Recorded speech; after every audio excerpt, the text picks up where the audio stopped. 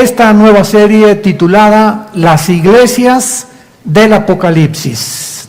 Abran sus Biblias, los que traen su Biblia, los que no traen su Biblia, siéntense junto a un cristiano. El libro del Apocalipsis, capítulo 1 y capítulo 2. Vamos a comenzar hoy con la iglesia de Éfeso, que desde luego se encuentra en el capítulo 2. El libro del Apocalipsis es un libro que cierra la profecía del Espíritu Santo en la Biblia.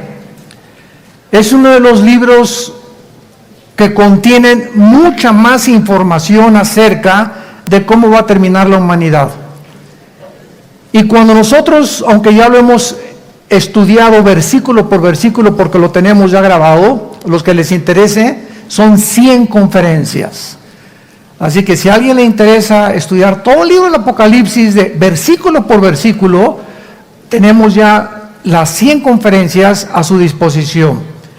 Pero quiero enfocarme en desde otra perspectiva ahora, porque conforme nos vamos acercando al final de los tiempos, mientras más cerca estamos de la venida de Jesucristo, vamos a tener más luz.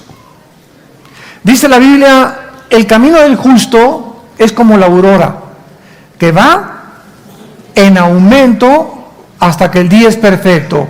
Tú te levantas en la mañana y ves cómo comienza a amanecer, hasta que resplandecientemente el sol ocupa casi todo el cielo. Y la Biblia compara las cosas naturales del mundo con las cosas espirituales. Y así debe ser tu vida y así debe ser mi vida también. Cada día debemos de tener más luz y más luz y más luz y más luz. Nadie puede decir que conoce a Dios si no está siendo cambiado. Nadie puede decir que eres la misma persona del año que entra y decirme que conoces a Dios porque te haces un mentiroso o una mentirosa. Si realmente estás caminando con Dios, no eres el mismo de hace 3 semanas, de hace 6 meses. Si dices que eres cristiano y eres la misma persona que cuando te convertiste, no es verdad que seas cristiano. Porque el conocimiento de Dios nos cambia. Nos tiene que transformar.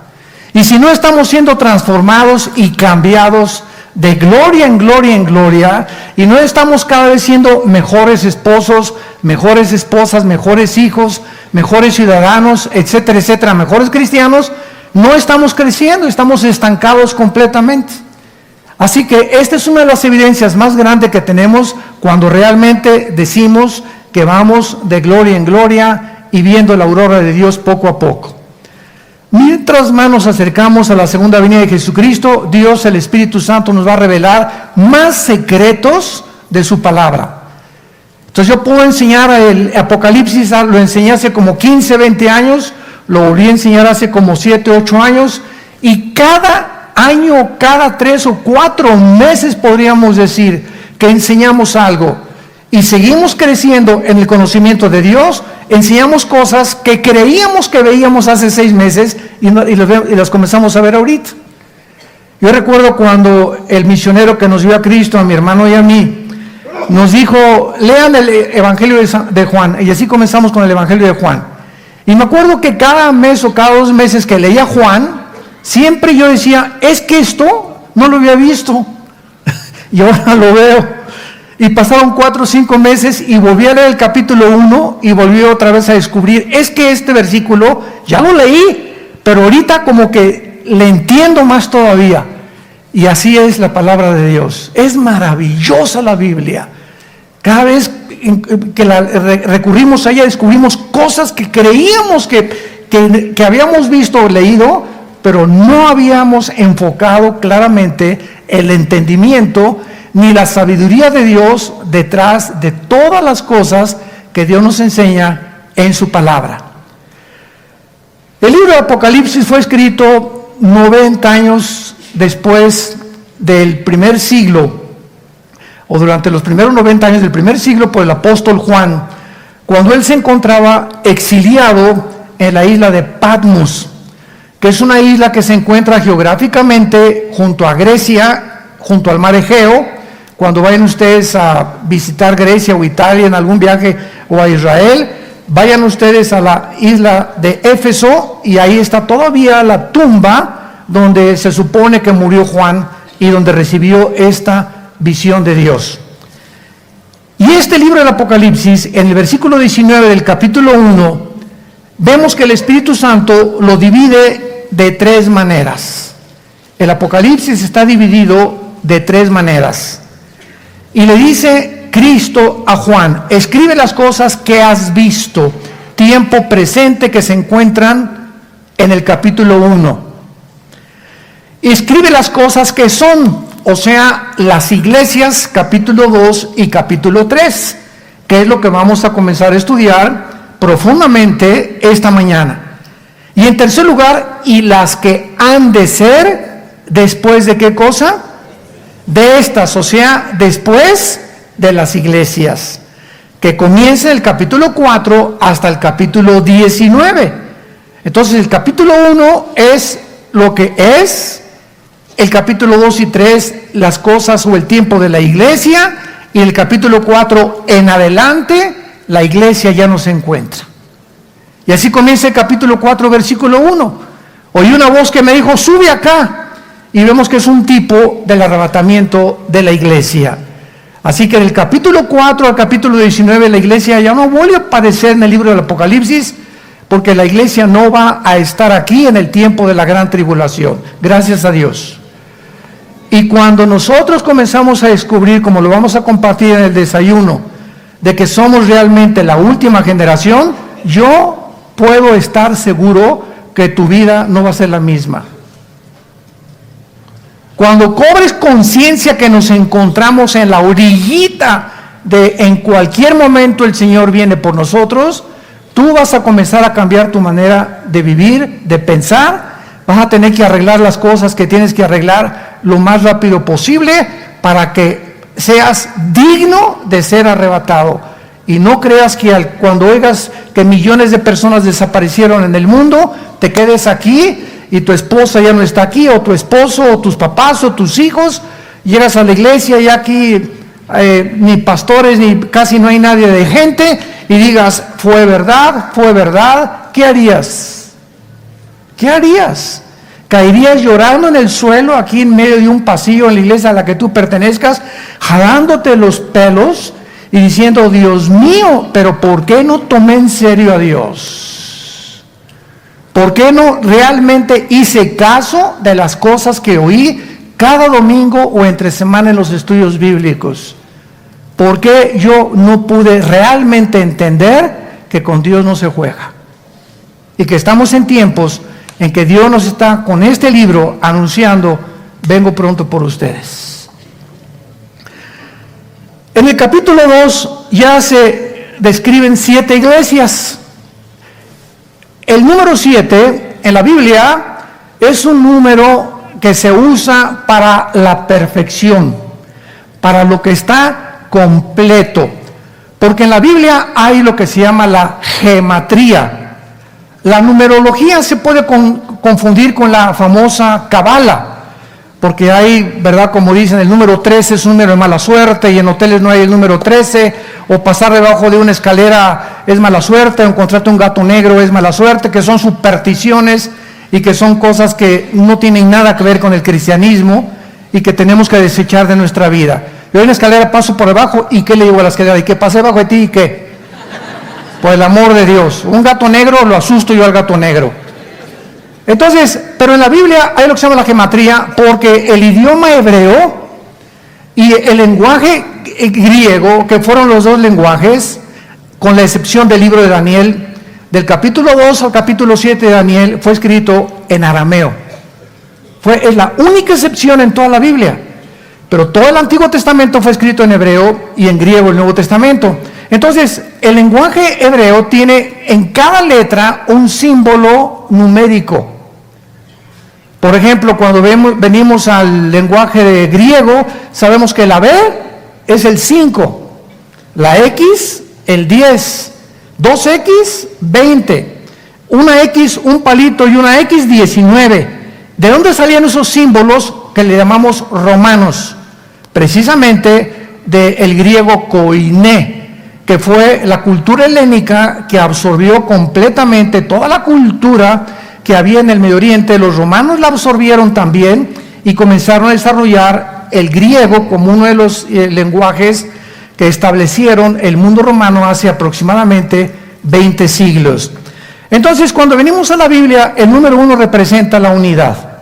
Dice la Biblia, en un matrimonio, tú y tu esposa no son dos. Son dos físicamente, pero espiritualmente son uno delante de mí. Dice Cristo en Juan 17, para que todos seamos uno. ¿Pero cómo? Hoy somos miles o millones de cristianos. A los ojos de Dios, la iglesia es una. Visiblemente somos muchas, pero una es la iglesia universal. Entonces hay la iglesia universal invisible, que es la verdadera, y la iglesia visible, que es la que está en todas las iglesias del mundo entero, mezclada con cazacuatas, coralillos, cascabeles, lobos, alacranes. La iglesia visible, donde tú y yo estamos ahorita en esta mañana, estamos mezclados aquí. No todos los que estamos aquí somos cristianos, ni todos los que estamos aquí en esta mañana y en cualquier iglesia del mundo no es una iglesia pura. Siempre la iglesia visible crecerá mezclada con la cizaña. Siempre habrá cizaña en medio de nosotros.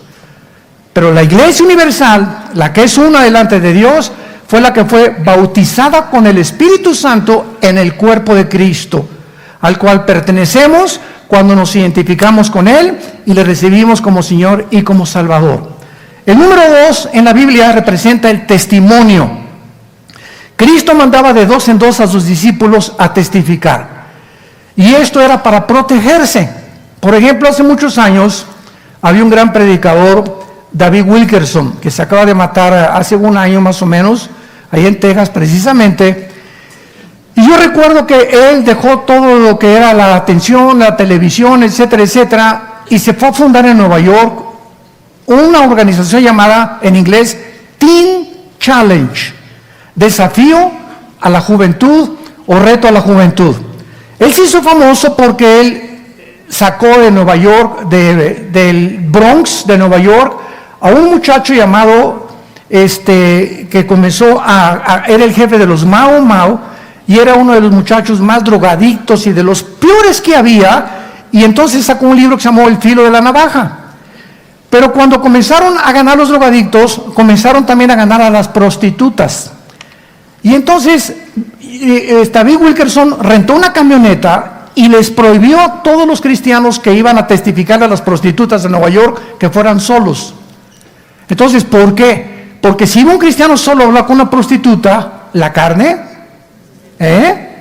aguas, cuidado, no te confíes.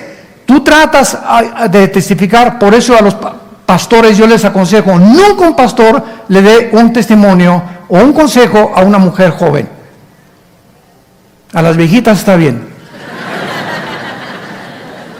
¿Por qué? Porque estamos arriesgando una relación sentimental que nos gana la carne y el diablo.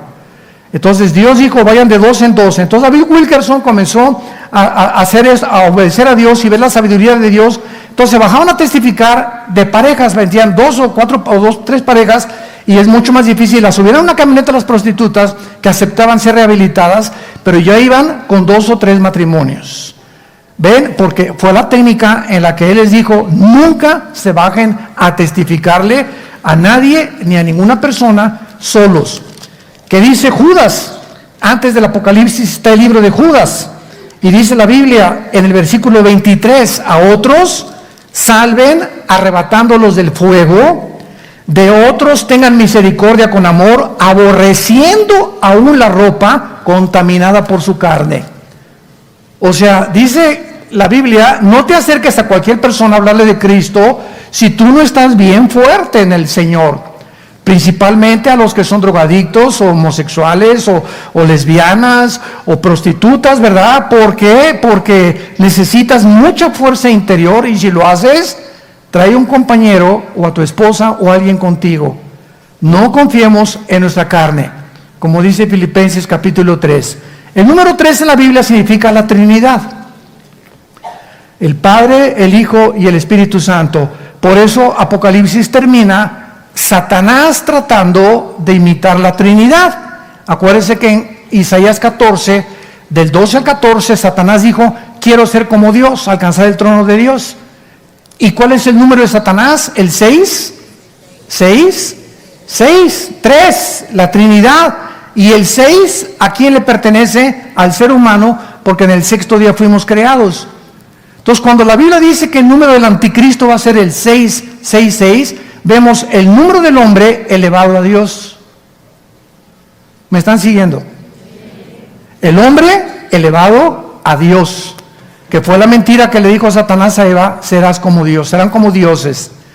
El número 5 es el número de la gracia. Es el número de la gracia, el número 5. El número 6 es el número del hombre, el número 7 es el número perfecto. Ahora vean esto con cuidado. El número 6 en la Biblia es el número del ser humano. Y el ser humano con Cristo, ¿a dónde subimos? ¿A dónde? Camino a la perfección. Para estar completos. Un ser humano sin Cristo es un ser humano imperfecto. Es un ser humano que no conoce las cosas de Dios, no está consciente del mundo espiritual. Lo único que ve en el mundo es sexo, placeres, dinero, poder, popularidad. Es lo único que llena su mente y se muere a los 50, 60, 70 años de edad. Nunca conoció la luz. Nunca supo qué era la razón por la cual él había nacido. Nunca va a poder realmente, nació en tinieblas, vivió en tinieblas y morirá en tinieblas. Entonces, qué interesante que aquí en Apocalipsis encontramos en el capítulo 1, que dice la Biblia, hablando de los candeleros, versículo 13 del capítulo 1, vi en medio de los 7 candeleros, 7 candeleros. Apocalipsis 1:13. A uno semejante al Hijo del Hombre. Cuando Juan se aparece de repente enfrente de Jesús, Jesús se encuentra detrás de 7 candeleros. 1, 2, 3, 4, 5, 6, 7 candeleros. Y Jesús en medio de los 7 candeleros. Y dice en el versículo 20 el misterio de estos candeleros. Nosotros usamos el símbolo del candelero, o se llama el menorá en el hebreo. Para nuestra organización, Vía No para el Mundo, tiene como símbolo, ¿qué cosa? Un menorá. Y si tú no sabes por qué, ahorita lo vas a saber. Dice el versículo 20, el misterio de las 7 estrellas que tenía en la mano derecha Cristo, y de los 7 candeleros de oro. Las 7 estrellas son los ángeles de las 7 iglesias, y los 7 candeleros que has visto, ¿qué cosa representan? La iglesia. Un candelero, ¿cuántas ramitas tiene? ¿Cuál es el número del hombre? Ok, pongan atención. El candelero tiene 7 ramitas, ¿ok? 3 a la izquierda y 3 a la derecha. Y el del medio es Jesús. Es la iglesia con Jesús lo que nos lleva a la madurez. Para que no nos equivoquemos en los símbolos que aparecen como las cabezas y como los cuernos, etcétera, etcétera, que nos lo interpreta el libro de Daniel.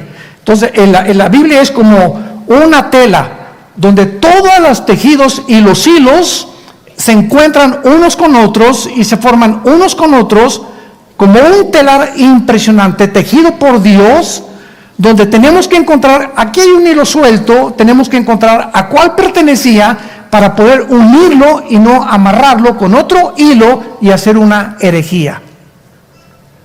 Y es el problema de los cristianos nuevos o que quieren aspirar a un liderazgo espiritual y no tienen el conocimiento suficiente o los años suficientes en el estudio de la Biblia para atreverse a dirigir una iglesia o a tratar de enseñar la teología de los símbolos o de los libros proféticos de Dios. Muy bien, y así seguimos. El número 12, es el número del gobierno, por eso fueron 12 discípulos, 12 tribus de Israel. Entonces todo tiene la Biblia un significado, Y vamos pues a comenzar con la iglesia de Éfeso. La iglesia de Éfeso la fundó el apóstol Pablo en Hechos capítulo 20. Es la iglesia donde él pasó 3 años con ellos. Y recuerden ustedes que ahí en Hechos 20, cuando se va a la playa Pablo, van todos los cristianos detrás de él llorando. Oye Pablo, ¿cómo nos vas a dejar aquí? Y entonces Pablo les da los últimos consejos a esta iglesia y les dice: cuando yo me vaya, van a entrar a la iglesia lobos, no conejitos ni venaditos. Van a entrar lobos a la iglesia. Sí, abran los oídos. Por lo tanto, les dice a los líderes: a ustedes los responsabilizo de todas estas ovejas para que cuiden la sana doctrina. Y los encomiendo, dice Pablo, la única forma en la que los cristianos pueden protegerse de las falsas doctrinas, los encomiendo a la palabra de la gracia, la cual es poderosa para darles herencia con todos los santificados. Entonces, la única forma de protegernos en el tiempo que estamos ahorita viviendo de el cúmulo de herejías que están en el internet, en YouTube. Cada semana a nosotros me hablan y me dicen: oye Armando, apareció un nuevo sitio con tu nombre pidiendo dinero. Virgen de la Macarena. Por lo menos 2-3 veces al mes que hay un Facebook, y no nos cansamos de decirles: por favor, cuando vengan al Facebook, vean la página oficial que tenemos. Pero no se imaginan la cantidad de piratería que existe.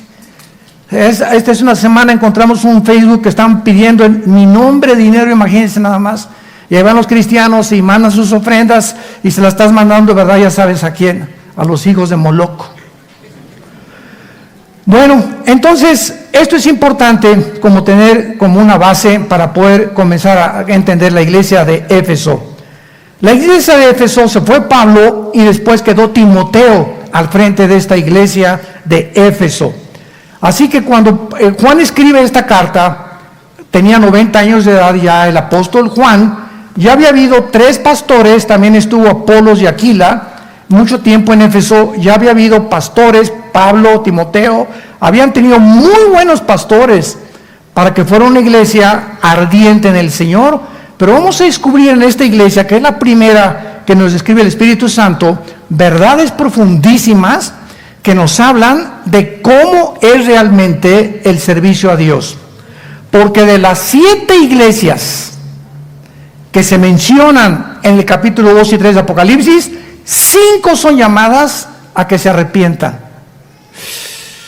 5 iglesias de las 7, Dios les dice: arrepiéntanse. La pregunta es: ¿por qué? ¿Cómo que arrepiéntanse? ¿Qué tan mal estaban? Es un símbolo profético que el Espíritu Santo nos muestra, como dijo Jesucristo: cuando venga el Hijo del Hombre, ¿hallará fe? ¿Cómo es la condición de la iglesia cuando venga Jesucristo? Exactamente como lo vamos a ver en la última iglesia, que es la de Laodicea, que es la iglesia mundana, herética y llena de barbaridades. Escribe el ángel en la iglesia de Éfeso, capítulo 2 de Apocalipsis, versículo 1. El que tiene las 7 estrellas en su diestra, el que anda en medio de los 7 candeleros, dice esto. Vamos a comenzar rápidamente. Cuando hablamos que la carta se les manda a ángeles, no son a ángeles espirituales. Porque, ¿cómo lo sabemos que este ángel no es un ángel, sino es un líder de la iglesia?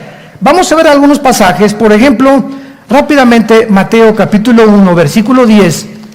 Y veamos que la palabra angelos en el griego se usa continuamente en la Biblia del Nuevo Testamento para describir a los mensajeros humanos de Dios. Mateo dice aquí en la Biblia 11, versículo 10, claramente la palabra que se menciona aquí es la palabra angelos en el griego, porque este es de quien está escrito: he aquí yo envío mi,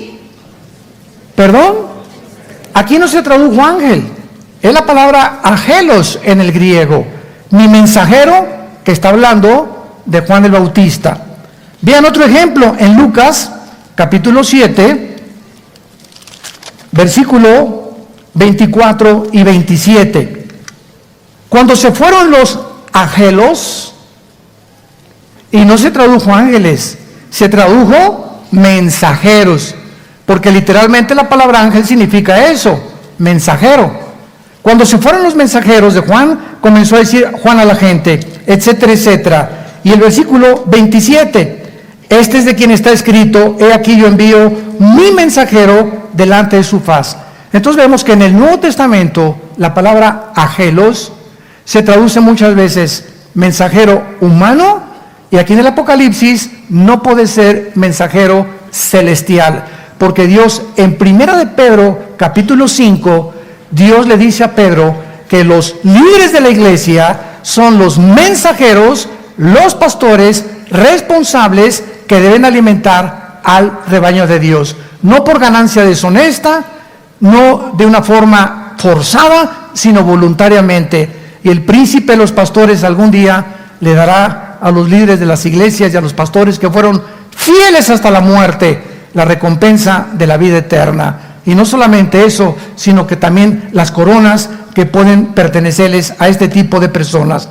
Muy bien, entonces este mensaje es enviado a los líderes de las iglesias, pero también a los individuos de las iglesias, porque la aplicación tiene 2 o 3 formas de principio espiritual.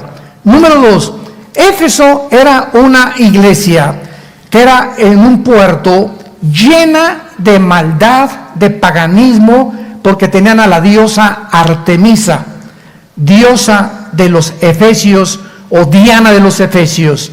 Era el templo dedicado a esta diosa y se consideró una de las maravillas del mundo. También tenían templos en Roma a los emperadores Adriano y Severo. Abundaba Éfeso, este puerto, en las supersticiones, brujerías, astrología, hechicería.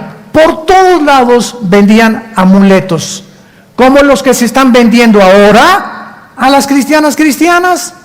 Te vendo este pañuelito ungido para que lo pongas en tu cojín y te acuestes y se te vaya tu dolor de cabeza.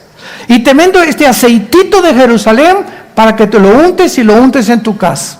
El aceite con el que cocina mi esposa está igual de ungido que ese que me están vendiendo. Por el amor de Dios, son amuletos.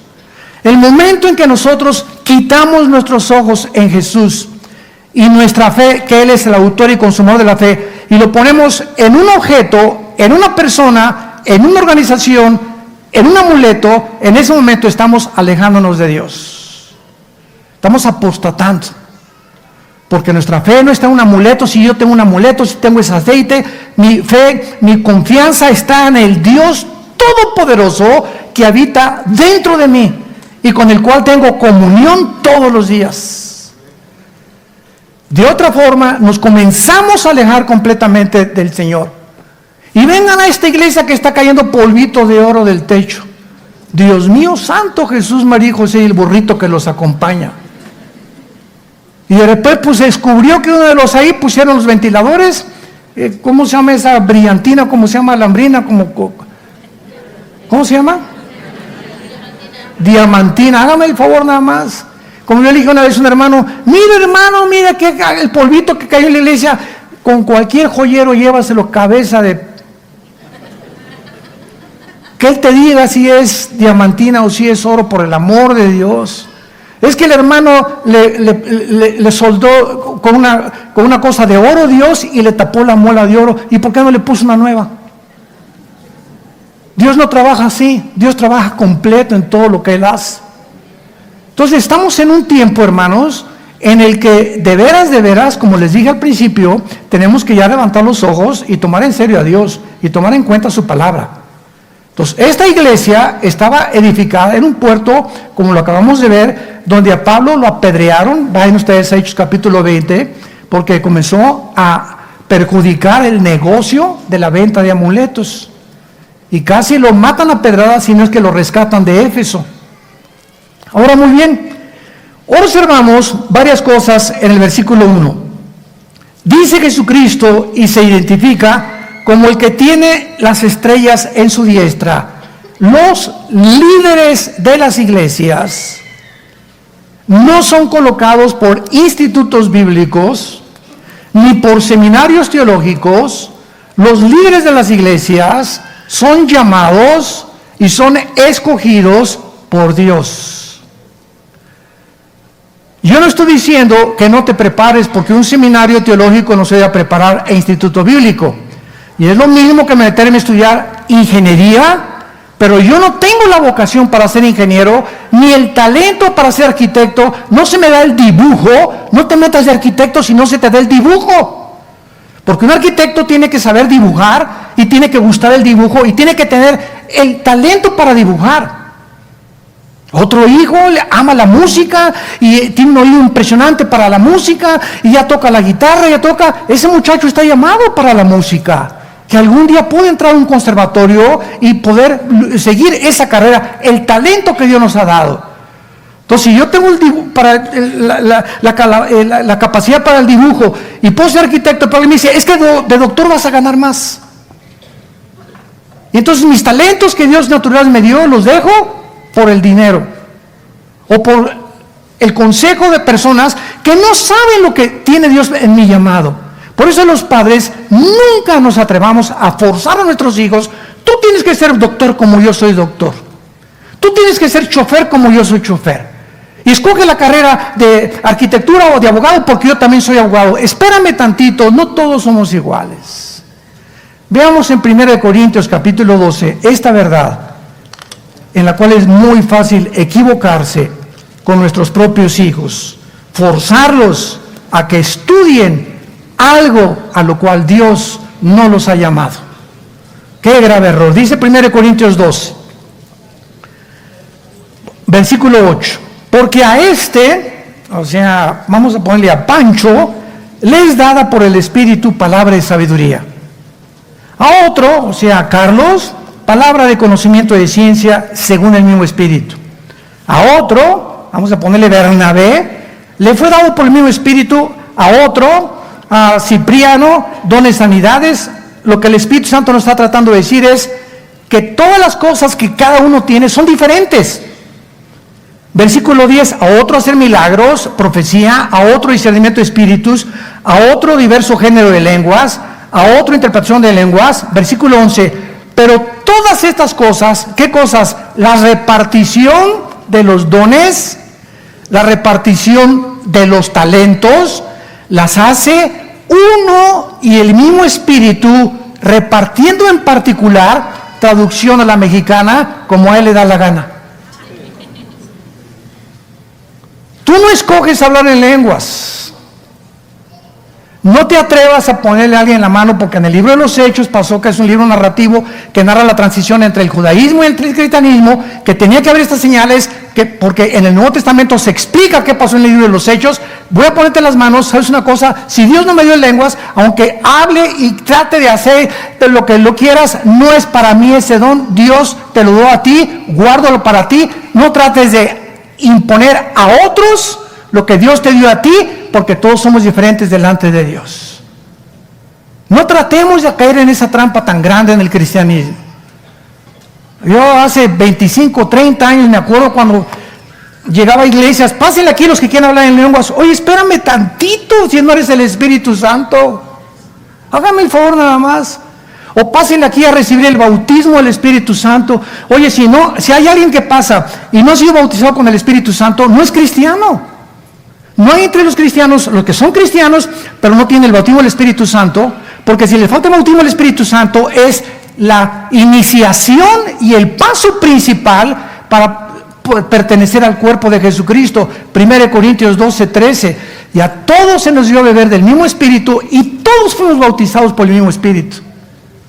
Pero hemos llegado a hacer tantas barbaridades en las iglesias y se han aceptado como si fueran verdad, porque no se ha checado y rechecado en la Biblia que lo que estamos enseñando es tradiciones que entraron hace 40 años, los 70s y los 80s, y no hemos corroborado que la Biblia enseñe eso.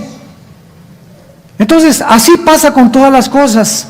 Regresamos a Apocalipsis, y cuando Jesús dice que Él tiene las estrellas en su diestra, el hecho que tú hayas entrado a estudiar para ser pastor o seminario teológico no significa realmente que tú hayas sido llamado al pastorado. Ahora bien, y lo voy a decir con mucha sinceridad, no tengo por qué mentirles a ustedes.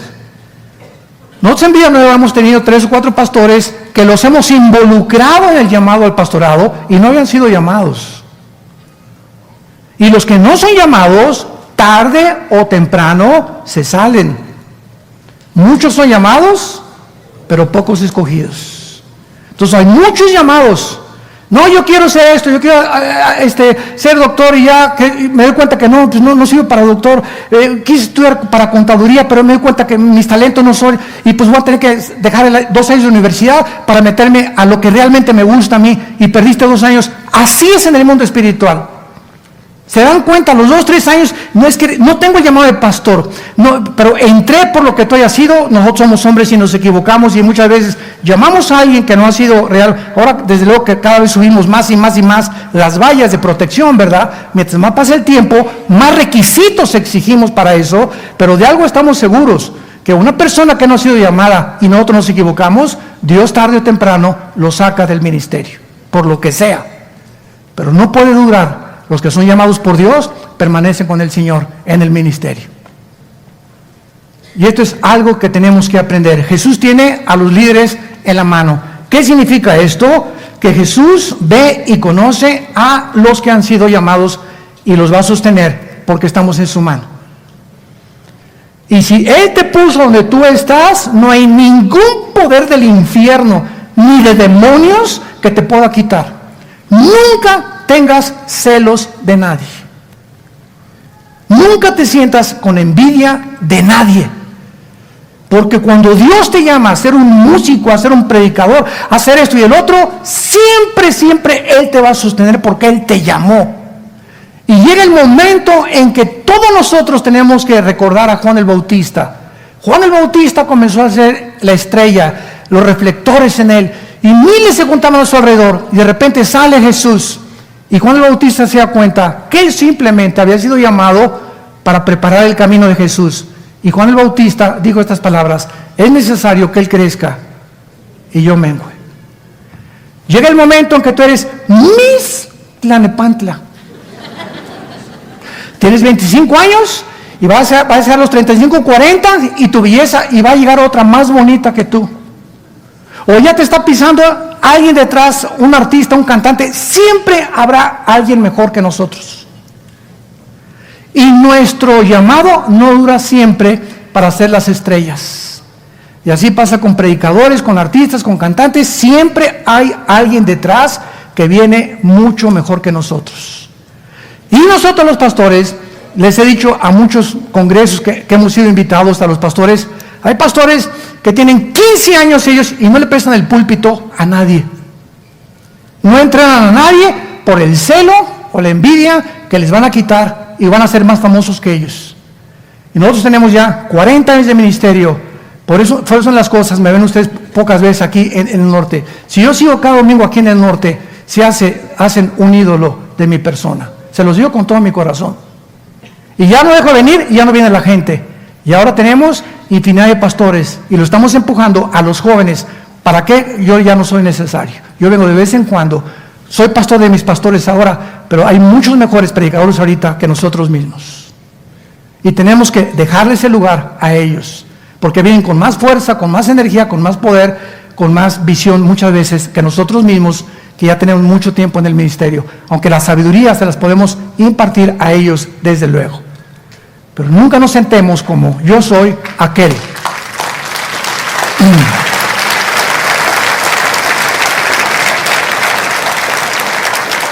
Estamos para empujar a los jóvenes, para promover a los jóvenes, para empujarlos. Súbete, tú puedes.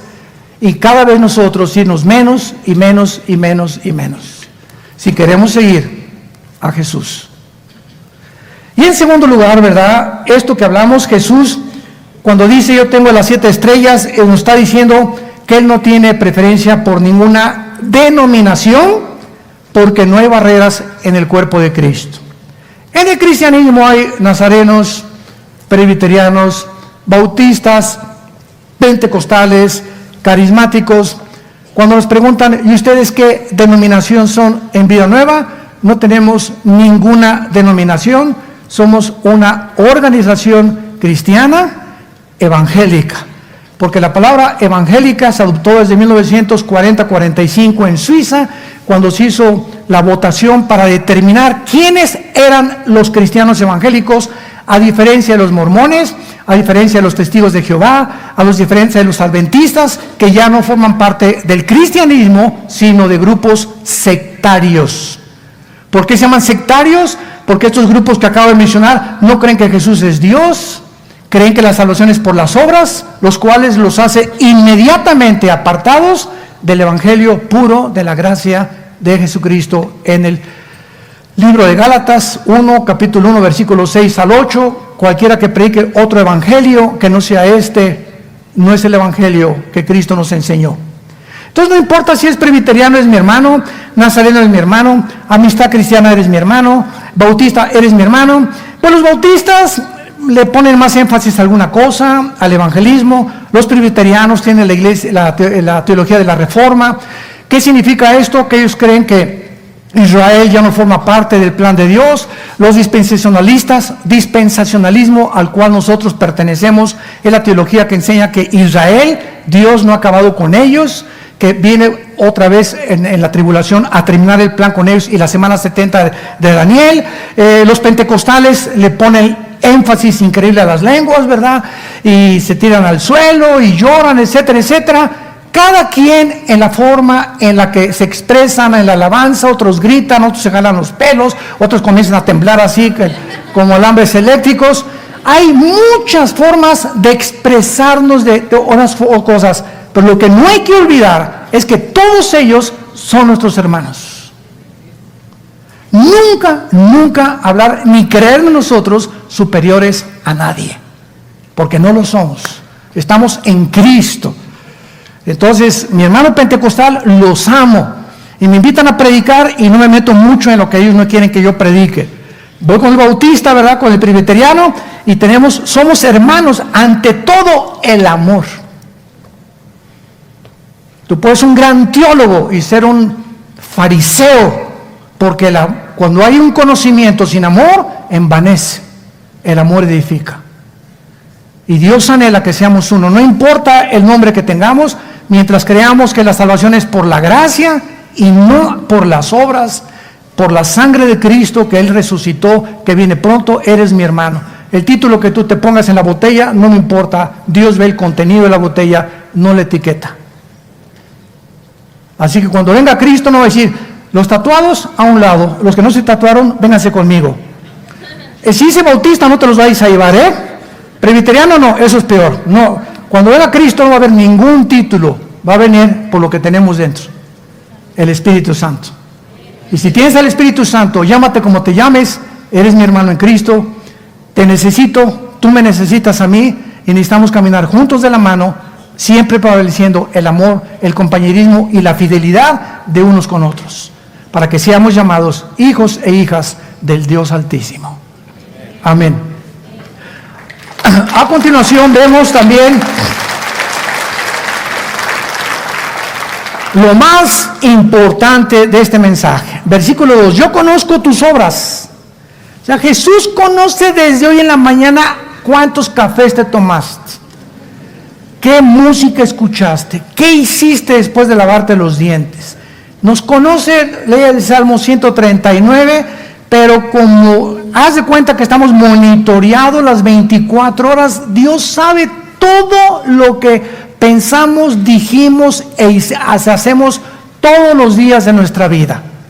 Yo conozco tus obras, y se los dice a todas las iglesias, y tu arduo trabajo y paciencia, y que no puedes soportar a los malos, y has probado a los que se dicen ser apóstoles y no lo son, y los has hallado mentirosos, y has sufrido, y has tenido paciencia, y has trabajado arduamente por amor de mi nombre, y no has desmayado. Vean todas las cosas buenas ante nuestros ojos, que Dios y Cristo reconoce. Nada de estas cosas son malas. Pero de repente Jesús les dice, todas estas cosas que hiciste son muy buenas y las reconozco. Pero ¿sabes una cosa?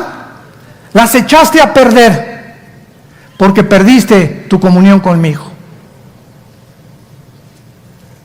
Tengo contra ti que has perdido tu primer amor. En otras palabras, podemos hacer todas estas cosas que acaba de mencionar Jesucristo sin que realmente tengamos una comunión con Él. Esto es increíble. ¿De qué forma tan increíble es la carne consagrada? Si vemos a los gurús allá en el Himalaya y a todos los que se rapan el pelo, nos ganan porque se aislaron, nunca van a la discoteca, nunca ven la serie de Luis Miguel en Netflix, ni del Chapo tampoco, no toman alcohol, no toman café. Si se trata de realmente jamás haber hecho nada, no tienen oportunidad de ver a ninguna mujer tampoco, porque allá están en un convento encerrados, nos ganan a nosotros. Los mormones ni café toman, nos ganan también, ni café toman. Los que se encierran en los conventos, ahí están guardados, no van a discoteca, no van a ningún lado, nos ganan a todos los cristianos.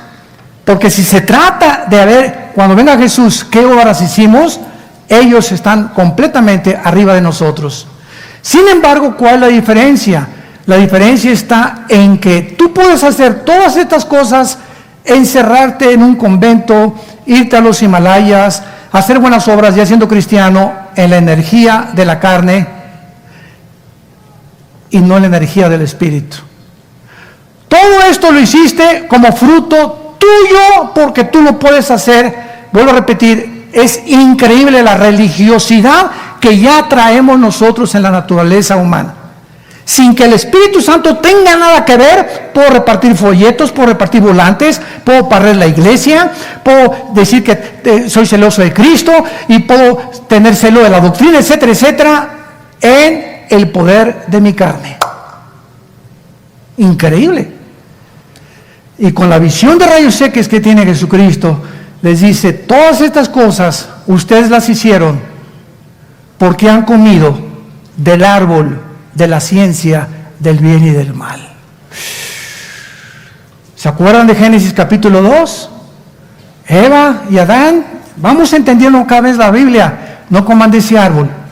Es el árbol del mal, ¿verdad? Óyeme bien, Adán. ¿Ese árbol es del bien? ¿Del bien? ¿Sí? Tof es la palabra hebrea. Ra, la palabra para mal, R-A, ra. Tof y ra, el bien y el mal, están en un fruto. Y si tú comes de ese fruto, tú vas a comenzar a decidir por ti mismo, Adán y Eva, qué es bueno y qué es malo. Y yo no quiero que ustedes decidan lo que es bueno y qué es malo, porque yo soy el legislador de la moral. Yo soy el que doy los mandamientos, yo soy el que decido lo que es bueno y lo que es malo. No a los ojos de ustedes, ni de la psiquiatría, ni de la arqueología, ni de la antropología, ni de la psicología, ni de nadie. Ningún ser humano puede decir para qué sirve el sexo más que Dios. ¿Cuándo debe ser usado el sexo más que Dios? ¿Qué es el matrimonio más que Dios? ¿Qué es la familia más que Dios? Todos los demás son charlatanes, porque Él es la autoridad y Él lo estableció en su palabra. Entonces, cuando tú haces muchas cosas buenas o son buenas, se echan a perder, porque el fruto dentro de ti no era tu amor con Cristo todos los días. Y dice Gálatas capítulo 5, el fruto, ¿qué dice a continuación? ¿De quién es el fruto? No es de nosotros. El fruto que producimos, amor, gozo, paz, paciencia, tiene que ser el resultado de mi comunión diaria, abrazado a la vid, chupando lo que Dios me da a través de su palabra, y ya que todas las mañanas tengo mi devocional con Cristo y mi relación con Cristo, y entiendo que eso es el cristianismo, mi comunión diaria con Él, lo que yo haga será el fruto de mi comunión en la mañana con Él. Pero si dejo de tener comunión con Jesús 1 o 2 semanas y hago muchas cosas buenas, se echan a perder porque no son del Espíritu. ¿Me van siguiendo? Tenemos que aprender a diferenciar. Dios ve los motivos. ¿Cuántos pastores vienen a creerse pastores con motivos equivocados? ¿Por un sueldo? Porque no les fue bien su profesión, etcétera, etcétera. ¿Cuántas personas hacen lo que hacen por motivos equivocados?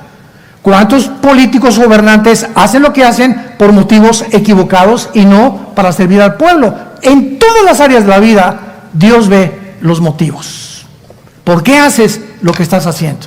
¿Qué es lo que te impulsa? ¿Qué es lo que te mueve a hacer lo que estás haciendo? Si no es tu relación con Cristo, hoy en la mañana, lo que tú estás haciendo durante todo el día se va a echar a perder. Es el fruto del bien y del mal. Es bueno lo que estás haciendo, pero el mal lo echa a perder porque no es del árbol de la vida. ¿Sí me entienden?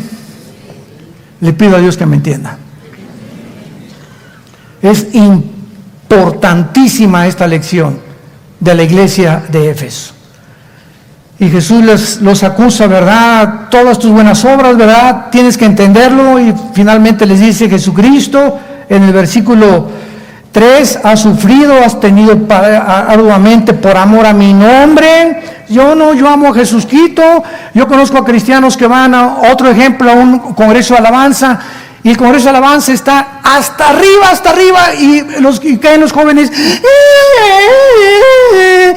y lloran, y es normal, y es natural, y los toca, y sí, Jesús por aquí, por allá, y te tocó, y el predicador que oí este domingo me hizo llorar, todo lo que tú quieras y digas, y el lunes, y el martes, el miércoles, ya ni te acuerdas, todo sucedió en un momento de emocionalismo. Pero si los otros días que siguen después de eso no mantienes todo lo que hiciste, eso que te caíste en ese congreso y que lloraste, no te será tomado en cuenta, se echó a perder, porque no mostraste la misma solicitud hasta el fin para plena certeza de la esperanza. Hebreos capítulo 6. Entonces hay cristianos que van de congreso, y en el congreso, y otro congreso, y otro congreso,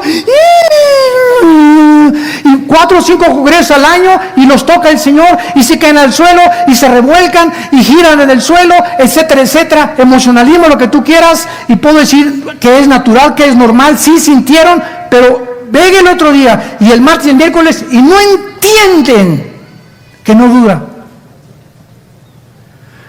Moisés, no recojan el maná, no lo guarden, porque se les echa a perder. ¿Por qué, Señor? Quiero enseñarles a que dependan de mí todos los días. Ahí está en el Éxodo la lección.